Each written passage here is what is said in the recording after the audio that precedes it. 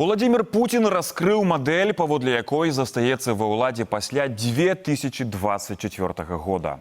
Ён аслабіць ролю чарговага прэзідэнта, узмацніць правы дзяржаўнай думы расійскага парламенту, а сам, імаверна, узначаліць дзяржаўную раду, якая атрымае адпаведныя паўнамоцтвы. Добрая навіна для суверэнітэту Беларусі. Да гэтага моманту здавалася, што паглыбленая інтэграцыя існавала дзеля стварэння новага працоўнага месца Уладзіміру Пуціну. Калі не, то які лёс чакае саюзную дзяржаву ды эканоміку нашай краіны? На двух 16 праблемных участкаў нафтаправоду «Дружба» ідзе рамонт. На аб'ёмах транзіту расійскай нафты ў Еўропу гэта не адаб'ецца, запэўніваюць у Беларусі. Але рамонт распачаўся пасля таго, як кіраўнік Беларусі прыгразіў узяцца за сяброўскую трубу. Если рынок в 25 миллионов тонн нефти и в 22 миллиарда кубов газа российский рынок уйдет куда-то, вы на меня не обижайтесь. Год працы ўрадаў Беларусі і Расіі над паглыбленай інтэграцыяй прыпынены. Беларусь настойвае на ільготных коштах на нафту і адмовілася падпісваць распрацаваную расійскім бокам 31-ю дарожную мапу. Это план строительства наднациональных органов. Парламент, возможно, президент будет и прочее. Мы вообще на эту тему с Путиным договорились не разговаривать. Владимир Владимирович Путин.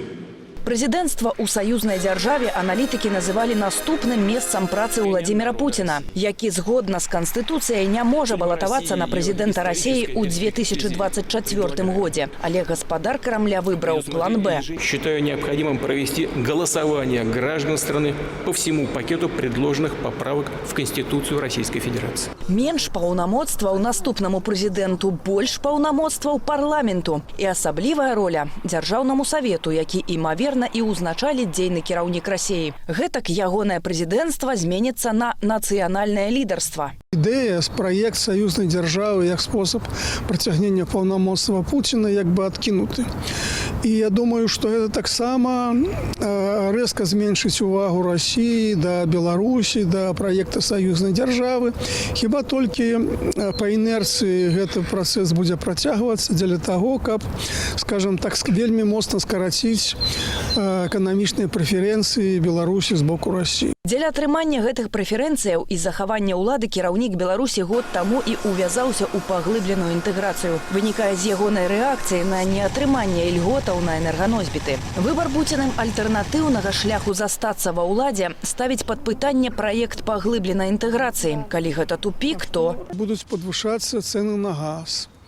Расія не дае Беларусі крэдытаў больш, цэлы год, ось 19 год не давала. Я думаю, могуць узнікнуць некія праблемы з экспартам беларускай прадукцыі на расійскім рынку. То бок яна ўжо не будзе мець нейкіх льготных умоваў. Эканамічныя абмежаванні ўжо дзеюць у дачыненні шэрагу айчынных прадпрыемстваў харчовай вытворчасці. Яшчэ перад другім раундам падпісання агульных інтэграцыйных дакументаў дзейны прэм'ер Расіі нагадваў беларусам.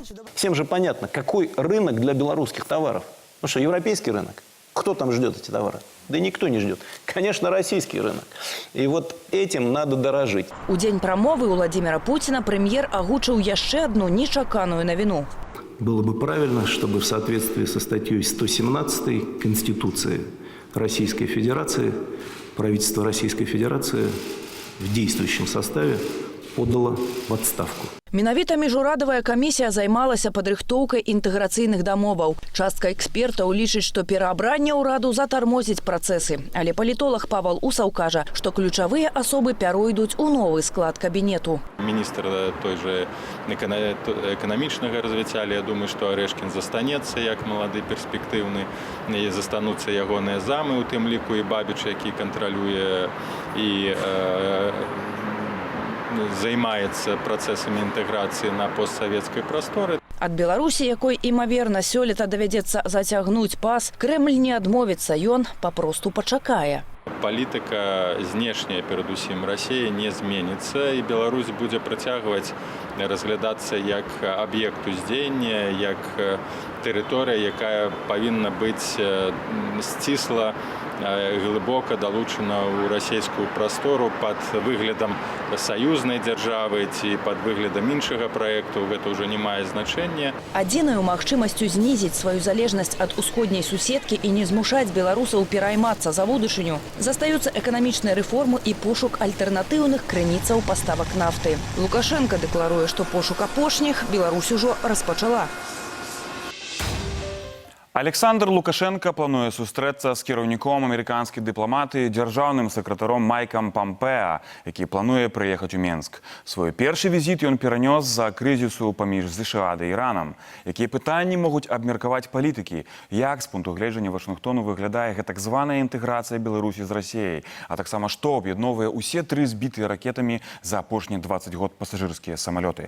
Я абмеркую гэта з генерал-лейтенантам арміі Злучаных Штатаў у адстаўцы Бенам Ходжесам, які раней камандаваў сіламі США ў Іраку і ў Еўропе, а цяпер займае кіроўную пасаду ў Вашынгтонскім цэнтры аналізу еўрапейскай палітыкі.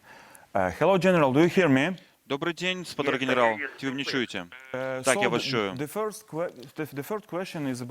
Першае пытанне про Беларусь и Россию. Что вы думаете про рызыка, что Беларусь может быть инкорпораванной Россией у склад союзной державы? Ці можна лічыць, што гэты рыск меньше теперь после выступа Путина и в связи с перспективой системных переменов у России? Ці мы можем теперь расслабиться? Я лічу, што ніколі не варта расслабляцца, не гледзячы на заявы Пуціна. Кремль хоча атрымаць кантроль над Беларусю так доўга, наколькі гэта магчыма. І выступ Пуціна і змены ва ўрадзе – гэта толькі доказы таго, што Пуцін мае намер бясконца заставацца ва ўладзе. Гэта не момант для расслаблення.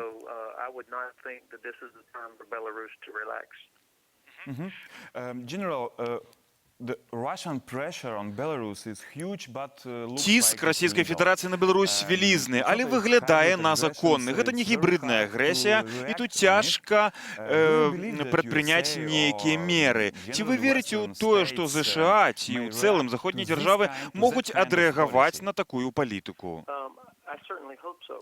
Я шчыра гэтага спадзяюся. Памкненне беларускага ўраду абараняць сваю незалежнасць вельмі важнае. Злучаныя Штаты і заходнія краіны павінны зрабіць усё магчымае, каб падтрымаць Беларусь. Мы павінны прапаноўваць альтэрнатыўныя крыніцы энергіі, эканамічнай супрацы і дыпламатычных дачыненняў.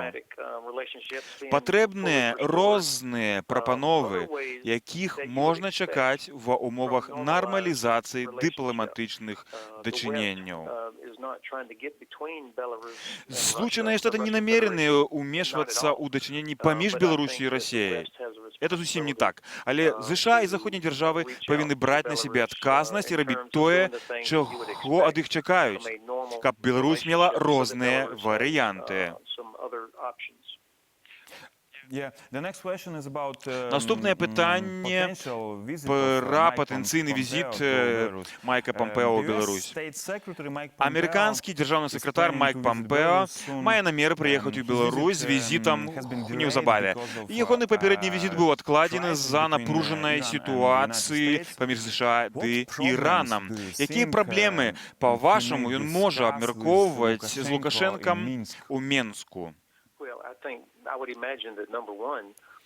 Я уяўляю сабе, што пытаннем нумар адзін стане аднаўленне нармальных дыпламатычных дачыненняў і пра тое, каб зноў абмяняцца амбасадарамі, каб беларускі амбасадар вярнуўся ў Вашынгтон, каб усе нармальныя дыпламатычныя каналы, якія настолькі важныя для сяброўскіх дачыненняў, аднавіць.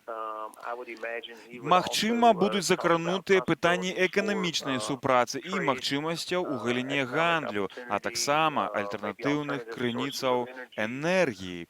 Я спадзяюся, што дзяржаўны сакратар выкажа непакой у сувязі з атамнай электрастанцыяй у Астраўцы.